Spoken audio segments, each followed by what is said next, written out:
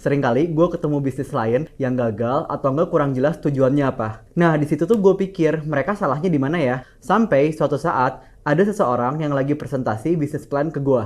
Disitulah gue tahu salahnya di mana. Halo teman-teman, nama gue Tommy dan di video kali ini gue mau share ke kalian cara bikin bisnis plan yang menurut gue efektif dan bisa mencegah bisnis kalian nggak gagal.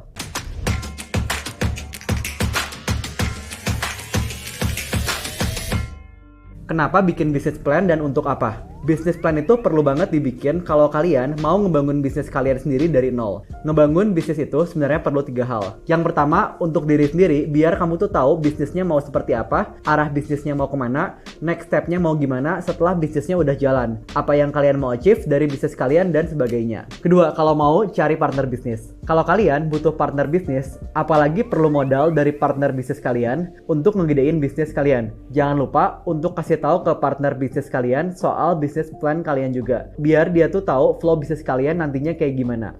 Dan yang ketiga, kalau kalian mau dapetin pinjaman dari bank, kalian yang mau pinjam uang dari bank untuk bisnis kalian, pasti hal pertama yang bakal diminta sama bank sebelum kalian dikasih pinjaman adalah bisnis plan kalian sendiri.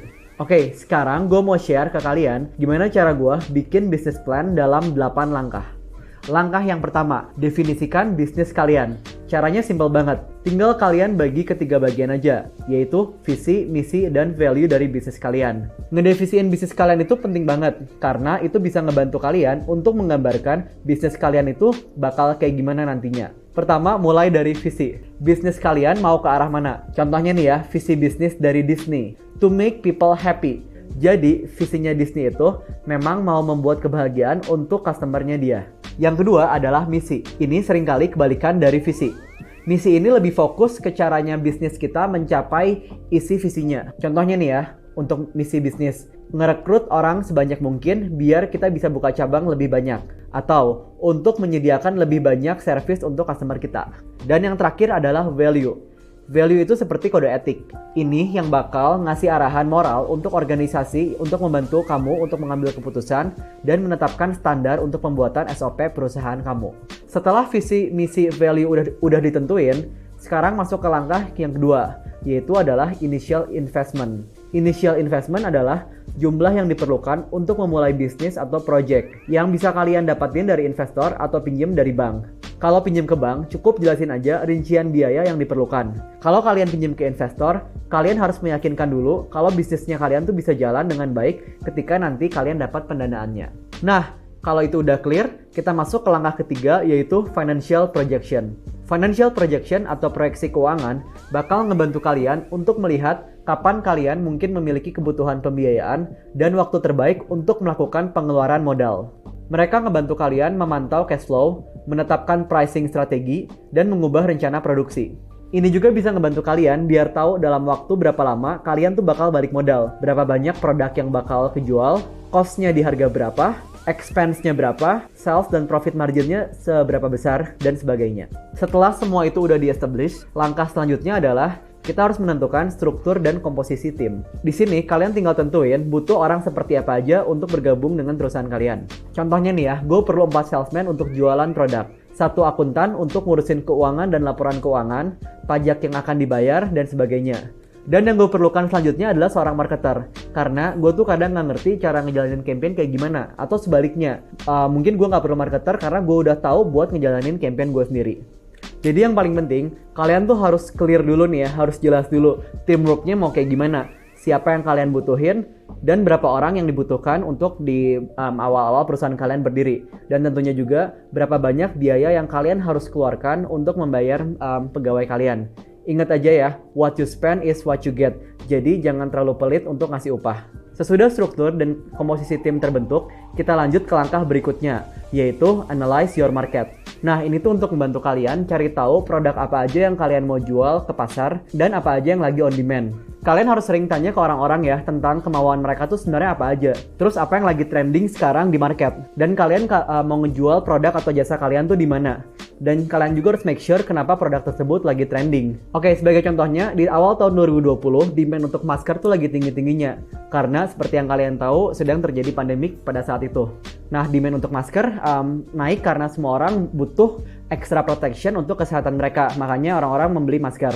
Nah, kalian tuh harus menganalisa dengan sempurna dan jelas biar tahu apa yang memang dibutuhkan oleh orang-orang di luar sana yang dapat kalian tawarkan kepada mereka. Langkah berikutnya, ini masih berhubungan dengan langkah sebelumnya, yaitu sales dan marketing. Nggak mungkin kan semua produk dan jasa kalian tuh kejual tanpa strategi sales dan marketing? Contohnya nih ya, gue pengen buka store di jalan raya. Gue bakal kirimin 3 orang salesman buat pergi ke 3 daerah yang berbeda untuk berjualan secara offline, karena gue tahu di daerah tersebut orang-orang butuh produk yang gue jual. Tetapi selain itu, gue juga bakal memasang toko online gue di Instagram misalnya.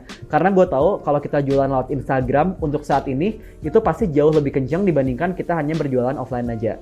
Karena gue berjualan di Instagram juga, gue bisa melakukan marketing lainnya misalnya dengan mengendorse influencer. Karena seperti kita tahu juga sangat efektif ya kalau kita punya toko online sekarang dan kita ngelakuin influencer marketing. Nah, yang mau gue tekankan di sini adalah kalian tuh harus udah bisa menentukan strategi marketing kalian dengan yakin dan benar di awal sebelum kalian memulai bisnis. Nah, buat kamu yang penasaran sama strategi digital marketing apa aja nih yang bisa kita lakuin, kalian bisa nonton di website kita di zano.id. Karena kita banyak ngejelasin topik detail tentang strategi digital marketing. Berikutnya, kalau rencana sales dan marketing kalian tuh udah oke banget nih ya, kita tinggal lanjut ke langkah yang ketujuh, yaitu analyze your competitor. Penting banget nih buat kalian tuh tahu kompetitor kalian tuh siapa aja dan kinerja mereka tuh kayak gimana.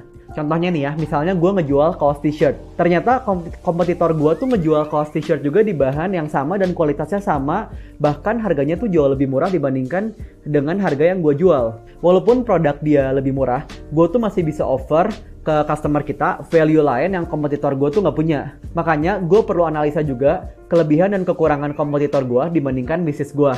Nah, setelah dianalisa, gue tuh tinggal fokus ke kelebihan bisnis gue dan gimana caranya gue bisa ngejual lebih baik dibandingkan dengan jualannya dia. Oke, setelah kalian ngikutin ketujuh langkah yang sudah disebutkan sebelumnya, kita masuk ke bagian yang perlu kalian perhatikan kalau kalian mau presentasiin bisnis plan kalian ini ke investor atau bank, ataupun mungkin potential business partner, yaitu sejarah bisnis. Sejarah bisnis dalam bisnis plan emang penting. Nah, kalian jangan dulu berasumsi kalau startup itu tuh nggak punya sejarah. Startup biasanya itu nggak memiliki sejarah yang panjang, tetapi bahkan sebuah startup tuh memiliki sejarah siapa aja sih yang mencetuskan ide tersebut dan bagaimana orang itu memunculkan ide tersebut. Terus bagaimana dan mengapa orang lain tuh bisa bergabung dengan startup tersebut. Nah, ini tuh matters banget bagi seorang investor karena mereka pun jadi bisa tahu value dan visi misi bisnis kalian tuh kayak gimana. Kemudian untuk mengilustrasikan sejarah bisnis kalian juga bisa pakai gambar, bagan, atau grafik yang menunjukkan bagaimana bisnis kalian tuh berkembang, mulai dari awal berdiri sampai pencapaian kalian saat ini. Kalian juga bisa tambahin nih testimoni customer ataupun kutipan dari berita yang menampilkan achievement atau pencapaian bisnis kalian. Dan gak cuma itu juga, kalian juga bisa ceritain pengalaman pahit yang mungkin pernah dialami oleh bisnis kalian dan pelajaran apa yang kalian ambil dari pengalaman tersebut. Itulah 8 langkah untuk membangun bisnis plan kalian. Gue doakan semoga usaha kalian semakin lancar dan bisa terus sukses. Kalau kamu suka dengan video ini, jangan lupa subscribe ya. Bye-bye. Kalau kamu pengen lebih pintar, jangan lupa subscribe buat belajar ilmu entrepreneurship, marketing, dan creativity.